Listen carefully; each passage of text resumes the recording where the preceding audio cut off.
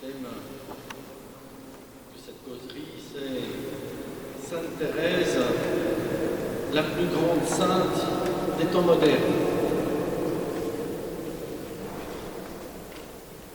Sainte Thérèse vivait à la fin du XIXe siècle. Elle fut béatifiée en 1923, canonisée en 1925, nommée patronne des missions en 1927, patronne secondaire de la France en 1944 et docteur de l'Église en 1997. La plus grande sainte des temps modernes. C'est ainsi que l'a fait le pape Saint Pie X, alors que Sainte Thérèse n'était pas encore ni béatifiée ni canonisée, puisqu'elle sera béatifiée en 1923 et 1925, et le pape Saint Pie X meurt à la veille de la guerre de 14. La plus grande sainte des temps modernes.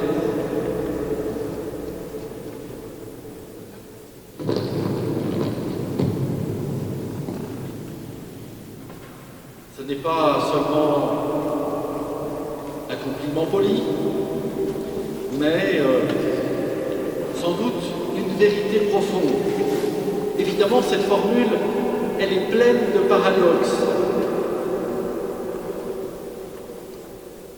La plus grande pour celle qui voulait être la plus petite. Elle avait choisi la petite voie. Elle voulait être humble, cachée. Et voilà que Saint Pie X parle d'elle comme de la plus grande. Pape Pie XI dira quelque chose d'un peu semblable. Il dira qu'elle était l'étoile de son pontificat. La plus grande et la plus grande sainte des temps modernes. Évidemment, l'iconographie de l'époque, de la fin du XIXe, revue et corrigée par l'école de Saint-Sulpice, n'en donne pas l'image de quelqu'un de vraiment moderne. Au contraire, ça lui donne un petit côté vieillot qui n'est pas antipathique, mais qui quand même l'inscrit dans l'histoire du XIXe siècle. La plus grande sainte des temps modernes. Comme si les temps modernes n'avaient pas déjà des grandes figures de sainteté, sans aller chercher très loin, mais rien que dans notre pays, pensez par exemple à la figure du curé d'Ars, n'a pas eu droit à autant de compliments que la petite Thérèse, comme on se plaît à dire, Sainte Thérèse de l'Enfant Jésus. Alors pourquoi un tel compliment? Elle initie une sainteté d'un genre un peu nouveau. Oh, elle n'est pas vraiment révolutionnaire, Sainte Thérèse, mais au XIXe siècle, elle apporte un peu un nouveau souffle dans la sainteté. Le XIXe siècle, je vais d'abord en dire du bien avant d'en dire un peu de mal, mais le XIXe siècle, après l'effondrement que fut la Révolution française en France, a été un siècle de croissance, de résurrection incroyable.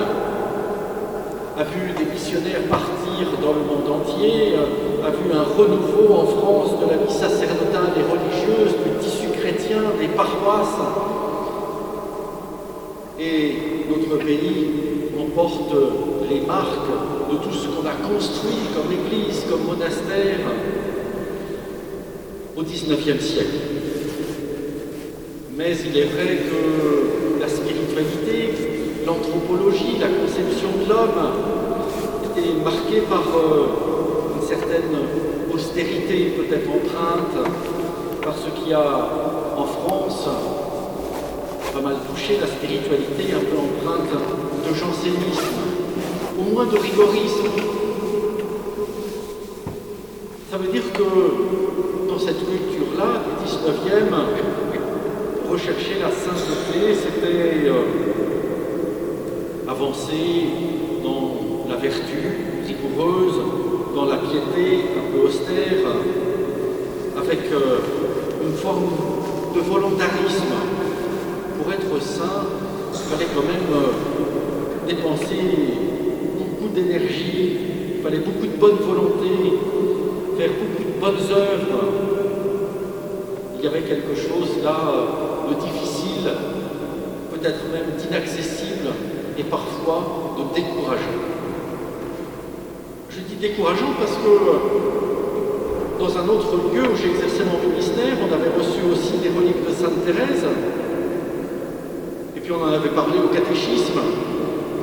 On avait fait un petit sondage comme ça, pour rigoler, qui parmi les enfants du catéchisme voulait être saint. Et alors qu'il y avait quand même un quart des enfants qui ne voulaient pas être saints. Je me dis, déjà les enfants du catéchisme, ils n'ont pas envie d'être saints. Ça ne va pas faire beaucoup de saints au ciel. Alors quand même, on s'étonnait parce que c'est quand même le but du catéchisme d'abord, mais pas seulement de toute notre vie chrétienne, de vouloir aller au ciel. Et en essayant de creuser, eh bien, ils avaient effectivement une vision de la sainteté qui était difficile, exigeante, austère, inaccessible. Ils se disaient être saint, se lever très tôt le matin, faire oraison, faire que des efforts toute la journée jusqu'au soir, s'en sentaient pas capables. Ça ne voulait pas dire qu'ils n'aimaient pas le bon Dieu, ça ne voulait pas dire qu'ils n'avaient pas envie de le rejoindre, mais saint, c'était pas pour eux. C'est vrai que c'était aussi un peu la manière de présenter la sainteté dans la géographie de cette époque-là. Quand on racontait les saints, on ne racontait que les belles choses, que les bonnes choses. C'est vrai aussi pour la vie de Sainte Thérèse de l'Enfant Jésus. Quand les sœurs ont voulu publier les manuscrits autobiographiques, c'est appelé Histoire d'une âme, ils ont quand même supprimé un peu certaines pages. Les pages où elle exprimait quelques doutes, quelques interrogations, quelques épreuves, quelques nuits. Les sœurs se sont dit non, c'est pas bon. Et du coup, évidemment, tout le monde faisait comme ça et ça donnait une image de la sainteté qui était merveilleuse, mais inaccessible. On disait, les saints sont admirables mais inimitables. Alors que le but, c'est quand même de pouvoir les imiter. Et donc, arrive Sainte Thérèse de l'Enfant Jésus au milieu de tout ça, et elle fait le même constat. Elle veut être sainte. Vous voyez, c'est déjà quelque chose qui marque sa vie depuis le plus jeune âge. Elle a un grand désir d'être sainte. C'est pas chez tous les enfants, c'est pas chez tous les jeunes, mais elle, c'était son grand désir. Et puis, pas un petit strapontin au ciel. Elle veut être sainte et une grande sainte. Elle veut rentrer au Carmel, et j'en parlerai. Et puis, elle arrive au Carmel, qui vit quand même une vie assez austère. Et elle essaye de se donner pleinement à sa vie de carmélite. Mais sa santé ne tient pas tout à fait le rythme. Elle a du mal. Elle voudrait bien en faire plus. Plus de prières, plus de jeûne, plus de pénitence, plus d'austérité, plus de veille, plus... Super, c'est super. Elle en rêve. Mais déjà, suivre la règle, elle a du mal. Il y a des choses qu'elle a du mal à supporter, en particulier le froid. Si vous trouvez qu'il fait un petit peu froid, vous pensez à Sainte Thérèse. Elle aussi, elle a eu du mal à supporter le froid, sauf que c'était quotidien chez elle, au Carmel. Et puis elle s'est dit, eh bien, cette sainteté, rigoureuse, exigeante, austère, volontariste, ascétique, je ne vais pas y arriver. Et donc, sans renoncer. Alors évidemment, la tentation, et c'est souvent la nôtre, c'est de se dire, eh bien, la sainteté, c'est pas tout à fait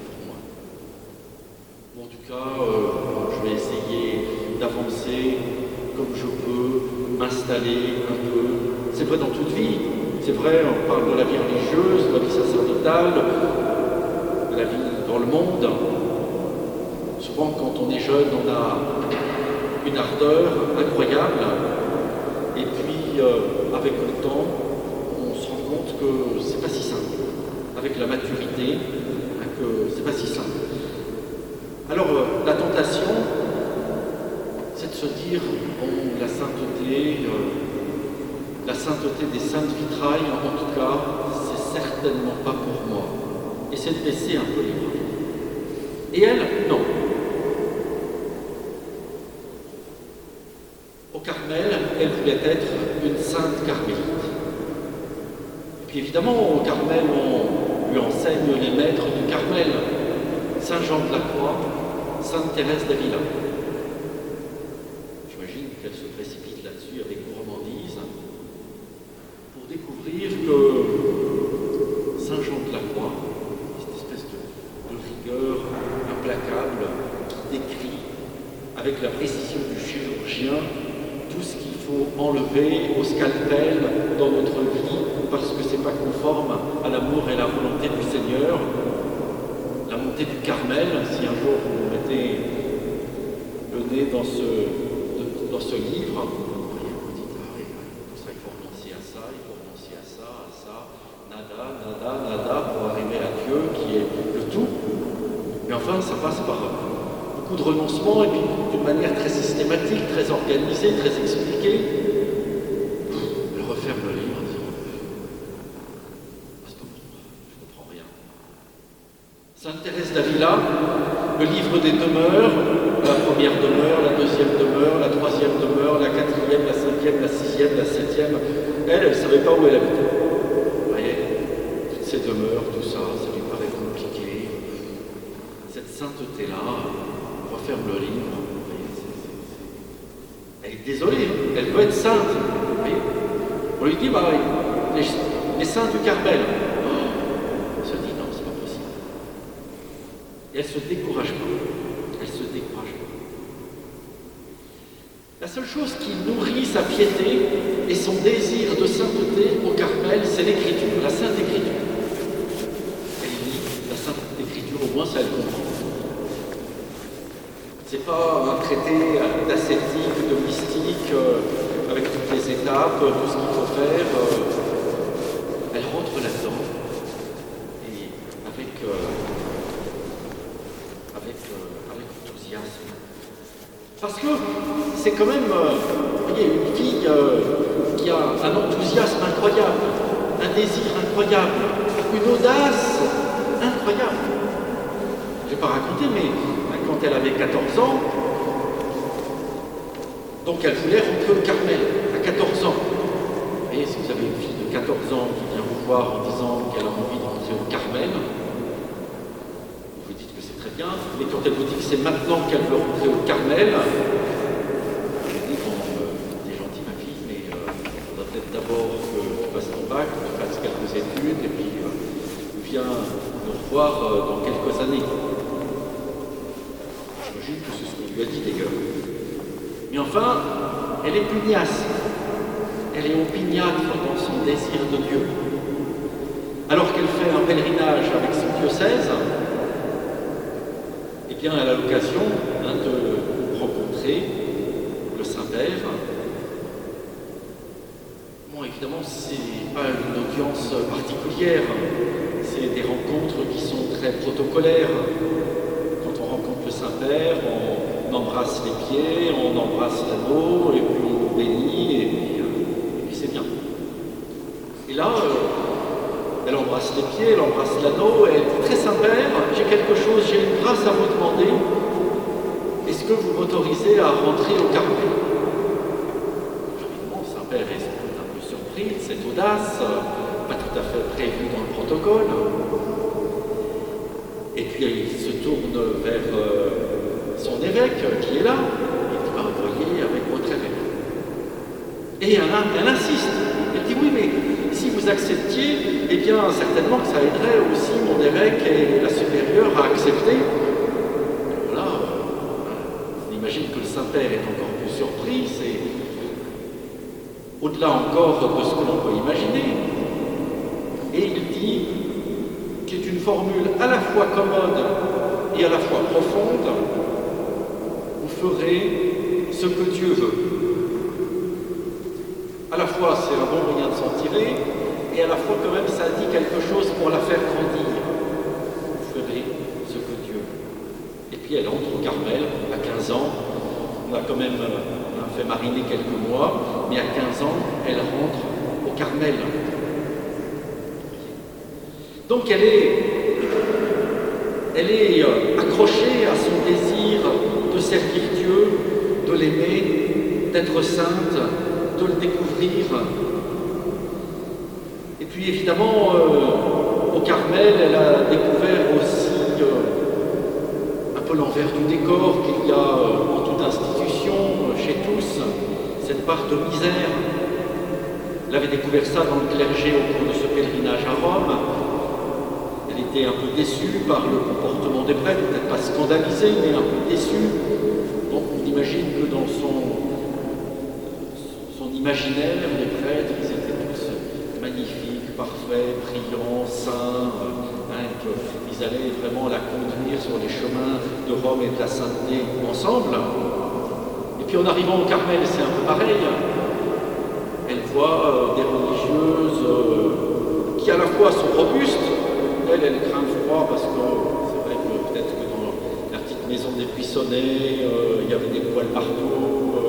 Elle était bichonnée par ses grandes sœurs. Elle a vécu peut-être une enfance un peu plus facile que des autres sœurs qui étaient des filles robustes de la campagne, qui n'avaient pas peur du froid et d'affronter toutes les conditions austères. Mais donc elle découvre aussi les limites de ses sœurs, sa supérieure qui lui est un peu vacharde avec elle, qui ne passe rien. Mais rien de tout cela ne la décourage. Voilà ce qu'elle écrit. J'ai toujours désiré d'être une sainte, mais hélas, j'ai toujours constaté, lorsque je me suis comparé aux saints, qu'il y a entre eux et moi la même différence qui existe entre une montagne dont le sommet se perd dans les cieux et le grain de sable obscur foulé sous les pieds des passants. Au lieu de me décourager, je me suis dit: le bon Dieu ne saurait inspirer des désirs irréalisables. Je puis donc, malgré ma petitesse, aspirer à la sainteté. Me grandir, c'est impossible. Je dois me supporter tel que je suis, avec toutes mes imperfections. Mais je veux chercher le moyen d'aller au ciel par une petite voie bien droite, bien courte. Une petite voie toute nouvelle.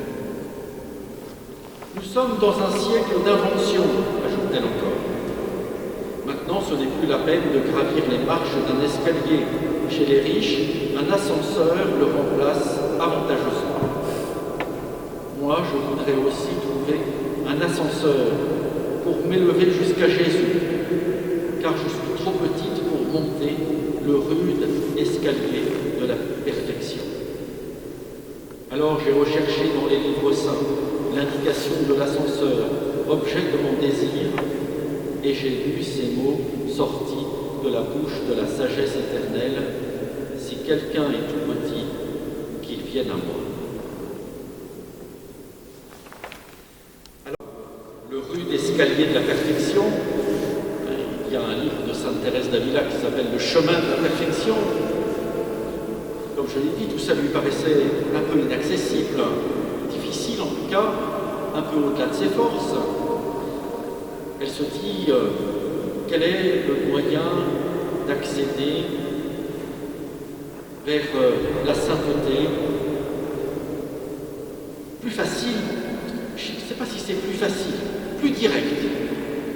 En tout cas, d'une manière moins ascétique, elle qui ne se sent pas forcément capable des exercices d'ascèse à répétition. Alors, elle trouve cette petite voie. cet ascenseur en disant « Je vais me laisser porter, guider par le Seigneur lui-même ». C'est lui qui veut que nous soyons saints. C'est lui qui nous donne ce qu'il nous faut pour arriver à la sainteté. C'est lui qui va me porter vers cette sainteté par ce chemin nouveau. Alors, du coup, elle se dit, je ne peux pas faire des choses extraordinaires parce que je n'en suis pas capable, mais elle essaye de vivre la règle de son Carmel, point. Quelquefois, elle y arrive, quelquefois, elle a du mal. Par exemple, l'oraison du matin, elle est fatiguée, ça lui arrive de s'endormir. Alors évidemment, vous voyez, les sœurs qui la voient vivre dans leur communauté ne voient pas tellement que sœur Thérèse tellement avancée dans la vie chrétienne. Vous voyez, elle fait ce qu'il faut faire, comme les autres, pas plus. Elle essaye de le faire mieux, mais ça se voit pas.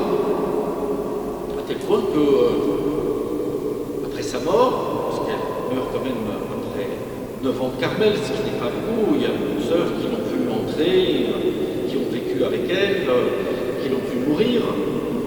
Et puis, assez vite, les manuscrits autobiographiques, l'histoire d'une âme, intéressent, etc. Et on parle, à un moment, d'ouvrir une enquête canonique pour la béatification. Et certaines de ces sœurs qui ont vécu ainsi à côté d'elle disent « Ah bon, sœur Thérèse, sainte? Ah bon? Vous n'avez jamais remarqué? Elle n'a rien fait d'extraordinaire. Elle n'était pas la première à l'office, à l'oraison, s'en remettre de temps en temps un peu, vous voyez, ça ne leur semblait pas un exemple incroyable de sainteté. Pensez un peu, ils ont vécu pendant 9 ans à côté de la plus grande sainte des temps modernes, n'ont pas remarqué qu'elle était sainte. Alors quel est son secret, le secret de sa sainteté? Elle essaye de faire tout avec un grand amour, ce qu'elle doit faire. Par exemple, on lui demande d'accompagner une sœur ancienne entre l'office et le réfectoire. Et donc, elle l'accompagne. En plus, c'est pas une sœur très facile. Vous voyez, si vous la portez un peu trop, elle crie en disant que vous allez la faire tomber. Si vous la soulagez pas assez, elle dit que vous ne l'aidez pas. Enfin, vous voyez, le genre de sœur un peu acariâtre. Oui, non, ça se trouve aussi dans les courants. Et c'est elle dont elle doit s'occuper. Et elle le fait avec un grand zèle, un grand amour, une grande patience. Et puis une fois qu'elle arrive au réfectoire, elle l'installe à sa place. Puis elle pourrait partir, retourner à sa place en disant « Ça y est, là, j'ai fait le job ». Non, elle reste à côté d'elle. Elle avait remarqué qu'elle avait du mal à couper son pain, alors elle lui coupe son pain. Et elle reste 1 ou 2 minutes, 2 ou 3 minutes, et en plus, pour en faire un peu plus, avec un plus grand amour, un plus grand zèle dans la charité. C'est ça, le secret de Sainte Thérèse. Au cœur, elle a à côté d'elle une sœur qui fait toujours un petit bruit. Je ne sais pas si elle fait grincer sa stalle ou on parle d'un bruit de chaîne quelquefois. Vous savez, ce genre de choses qui est anodin, mais qui au bout d'un moment tape un peu sur le système. Ça l'exaspère. Et puis au cœur, quand on est religieuse, on y passe quand même un certain nombre d'heures dans la journée. Et elle essaye d'offrir ça au Seigneur, généreusement, d'accepter ça, d'accueillir ça, sans râler, sans rouspéter, sans lui dire. Vous voyez, ces petites choses par lesquelles elle essaye de vivre la patience avec ses sœurs, par lesquelles elle ne se plaint pas.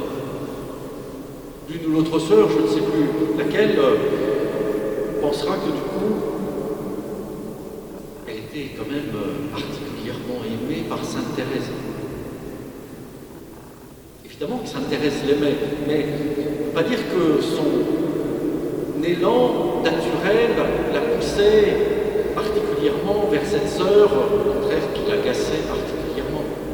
Alors évidemment, quand Sainte Thérèse est décédée, que les sœurs ont pu lire les manuscrits autobiographiques, l'une ou l'autre a pu voir qu'elle n'était pas forcément la préférée de sœur Thérèse, contrairement à ce qu'elle pouvait croire, et que Sainte Thérèse faisait ça pour l'aimer de tout son cœur avec un grand zèle, même si sa nature ne la poussait pas forcément vers tel ou tel.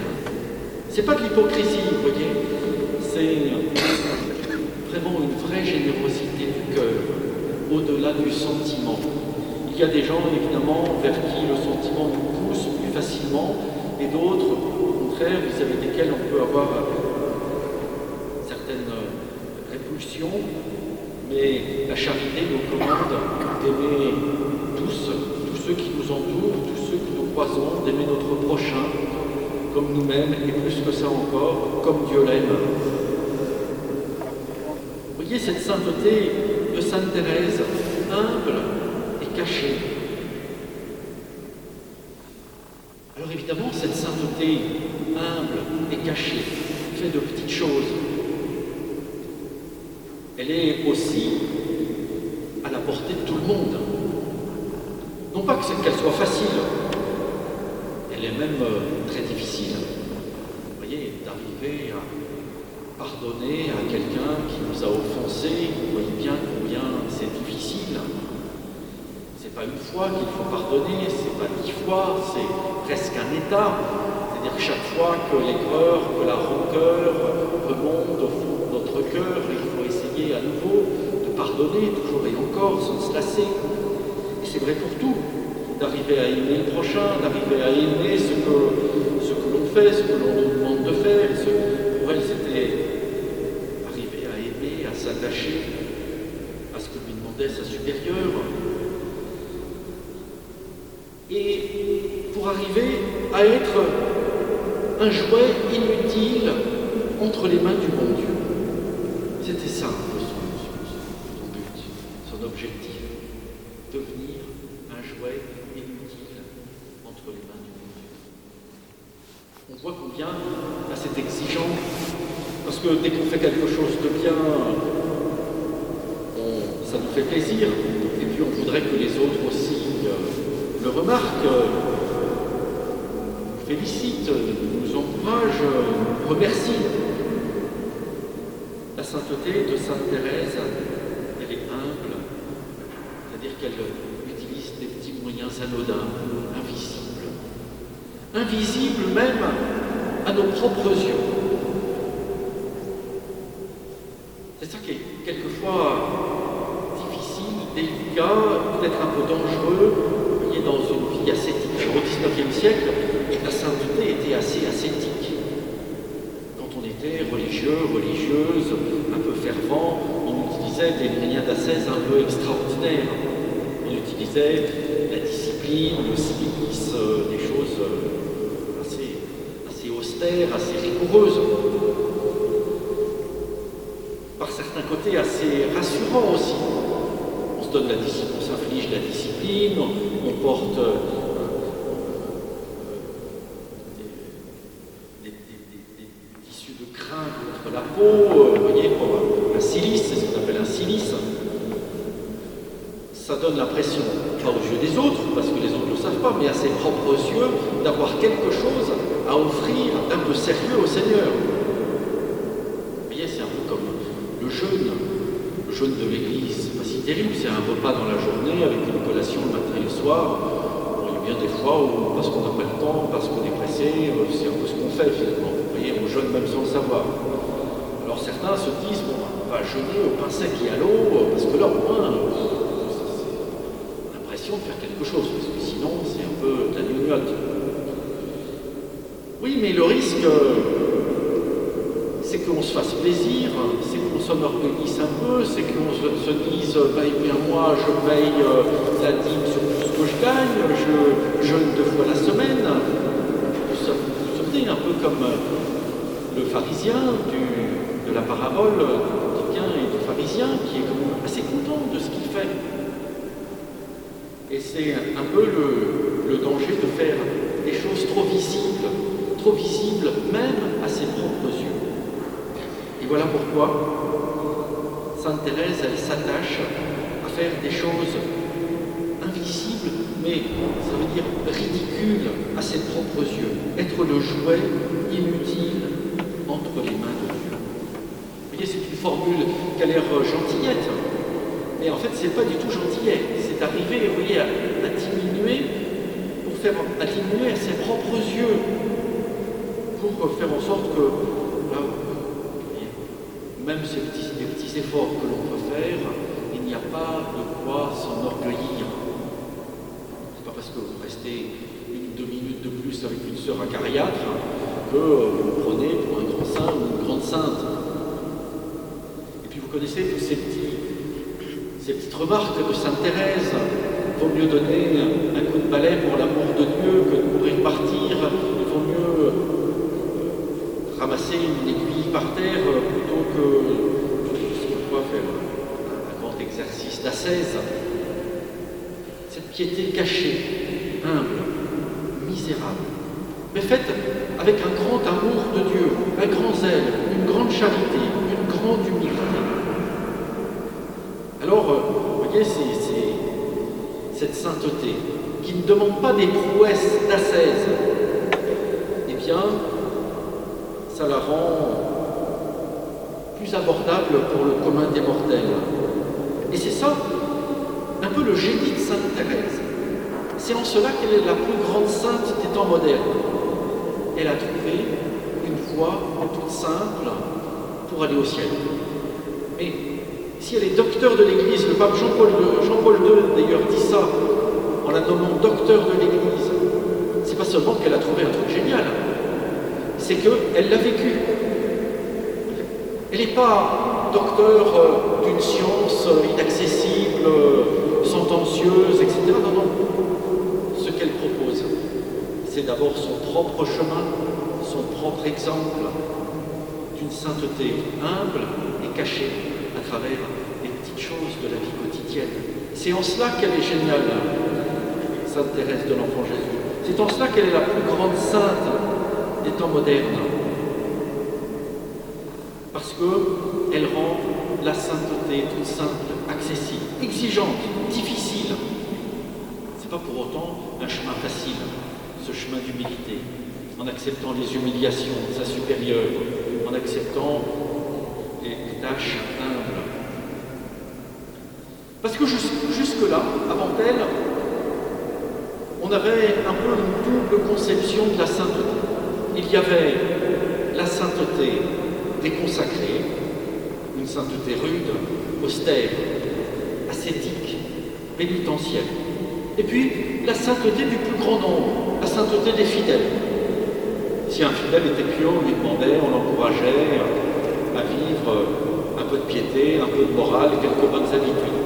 Et puis si elle était très pieuse, c'était beaucoup de piété, beaucoup de morale, beaucoup de bonnes habitudes. Et puis finalement, on ne se sortait pas trop bien. Quand vous regardez la bibliothèque de vos arrière-grands-parents, il y avait un missel, quelques livres de piété, l'imitation de Jésus-Christ, et puis c'était à peu près tout. Et puis la Bible, bon, on ouvrait un peu, pas forcément, vous voyez, pour méditer, mais c'était plutôt le chapelet, l'assistance à la messe, le chemin de croix, les moyens pour progresser. Et d'ailleurs, Pie XI, toujours le même, à peu près dans les mêmes années, 20-25, il a eu l'idée de proclamer Saint Jean de la Croix, docteur de l'Église.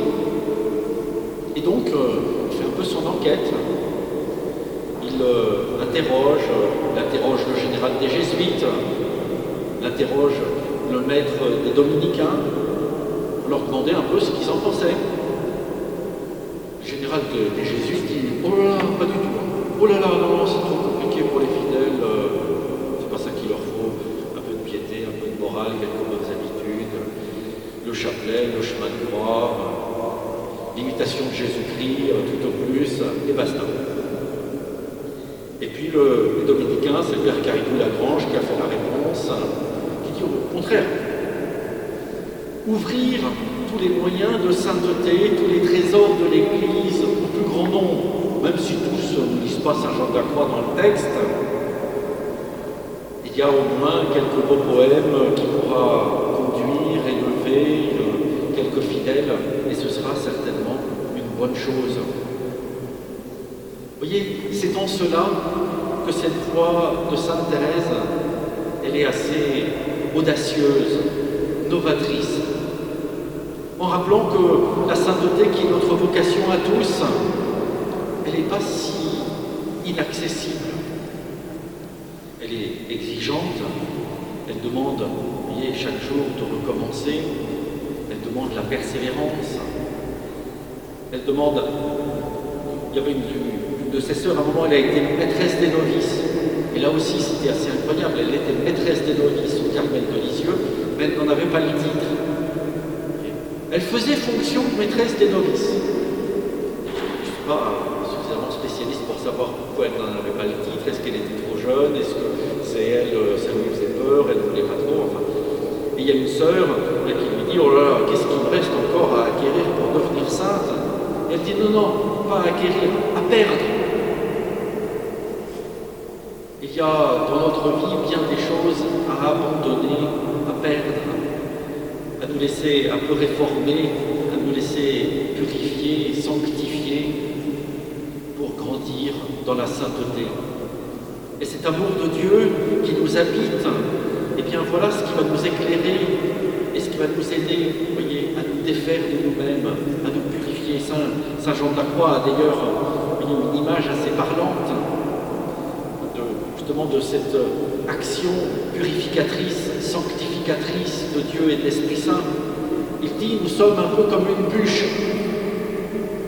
C'est pas vraiment incroyable de traiter quelqu'un de bûche, mais enfin, dans la vie spirituelle, on est un peu comme ça, vous voyez. Mais une bûche qui est dans le feu. Au début, le feu, il est seulement extérieur, et la bûche résiste, et le bois crépite. Et puis, Saint Jean de la Croix, d'un moment, la bûche se laisse un peu faire, et ce qui était un morceau de bois devient un morceau de feu. Eh bien, il y a ça dans le chemin de Sainte Thérèse de l'Enfant Jésus, de se laisser purifier, de se laisser sanctifier, de se laisser réformer. Vous êtes la vigne, et mon Père est le vigneron, dit Jésus. De se laisser émonder comme le pied de vigne. C'est ça ce chemin de sainteté tout simple que initia Sainte Thérèse de l'Enfant Jésus. Vous voyez ce qu'il fera dire par exemple à Guy de la Rigaudie, plus tard. C'est vraiment un écho parfait de la doctrine thérésienne. Il faudrait, dit-il, Guy de la Rigaudie, fondateur de la route, il faudrait, enfin fondateur, c'est celui qui a donné aussi une âme à la route, il faudrait si peu de choses pour que des vies honnêtes deviennent des vies saintes. Simplement, un plus grand amour de Dieu, une plus grande soumission à sa volonté, la pensée du sacrifice et de la perfection dans les moindres actions quotidiennes, et c'est tout. D'une certaine manière, on pourrait dire, il suffit de ça. Évidemment, cette application dans les moindres actions quotidiennes, cette générosité au quotidien, cet oubli de soi dans les petites choses, c'est difficile, exigeant, mais c'est notre vocation, c'est notre chemin. S'inspirant de la petite voix de Sainte Thérèse, le Concile Vatican II lui-même a rappelé la vocation universelle à la sainteté. Ce n'est pas tellement que ce soit novateur, mais c'est aussi une incitation à utiliser tous les moyens à la disposition pour grandir sur ce chemin de sanctification. On parlait des auteurs spirituels, ça vaut aussi pour la Sainte Écriture, ça vaut pour l'oraison, vous voyez, ces moyens qui sont devenus banals dans la vie des fidèles et qui étaient souvent un peu mis de côté en se disant non, mais les fidèles ils ne sont pas faits pour ça, c'est trop compliqué pour eux. Le paysan de Saint-Curé d'Ars, il ne savait pas qu'il faisait oraison, mais c'était certainement un maître d'oraison quand il répondait au Saint-Curé d'Ars, je l'avise et il m'avise. Eh bien, l'Église nous invite, nous incite, pas seulement à faire oraison sans le savoir, mais à faire oraison en le sachant et à prendre les bons moyens pour ça. La méditation de la Sainte Écriture, des auteurs spirituels. Voilà ce chemin dans lequel Sainte Thérèse nous conduit. Alors, laissons-nous conduire, voyez, sans nous décourager, avec persévérance. C'est ça souvent le démon qui nous guette dans la vie spirituelle. Évidemment, vous allez repartir après ces 5 jours avec Sainte Thérèse, regonflée à bloc, enfin je l'espère, sur le chemin de la sainteté. Heureusement, l'Église vient nous y aider parce qu'il y a le temps de l'Avent. Donc ça va aider, ça va prendre le relais. Et puis la paroisse va vous y aider aussi parce qu'il y a une journée de mission le 11 décembre, ça va aider. Mais c'est pour après Noël. Vous voyez, c'est là où ça risque d'être peut-être un peu plus dur, les bonnes résolutions, d'être une sainte, d'être un saint, comme Sainte Thérèse de l'Enfant Jésus. Alors, évidemment, un des secrets, c'est la persévérance. C'est pas parfait. On n'y arrive pas tout de suite. Sainte Thérèse, elle n'y arrive pas tout de suite. Vous voyez, au début, avec sa sœur, un peu acariâtre, elle a eu du mal. Peut-être vous aussi, vos petites résolutions, de faire un grand sourire à votre voisine avec qui vous avez du mal, ça ne va pas être simple. Peut-être au début, le sourire sera un peu crispé, il ne sera pas franc et massif. Mais ce n'est pas grave. Le tout, c'est de recommencer. C'est de ne pas se décourager. C'est de vivre avec constance, avec espérance. Vous vous souvenez, c'était la définition qu'on donnait d'Élie. L'espérance, c'est d'être capable de regarder chaque jour qui commence avec un regard nouveau. C'est de repartir sur ce chemin à la suite du Christ. Voilà ce que dit la Sainte Thérèse. Seigneur, ma faiblesse vous est connue. Chaque matin, je prends la résolution de pratiquer l'humilité et le soir, je reconnais que j'ai commis encore bien des fautes d'orgueil. À cette vue, je suis tenté de me décourager. Mais je le sais, le découragement est aussi de l'orgueil. Je veux donc, ô mon Dieu, fonder sur vous seul mon espérance. Puisque vous pouvez tout, daignez faire naître en mon âme la vertu que je désire. Pour obtenir cette grâce de votre infinie miséricorde, je vous répéterai souvent, Jésus, doux et humble de cœur, rendez mon cœur semblable au vôtre.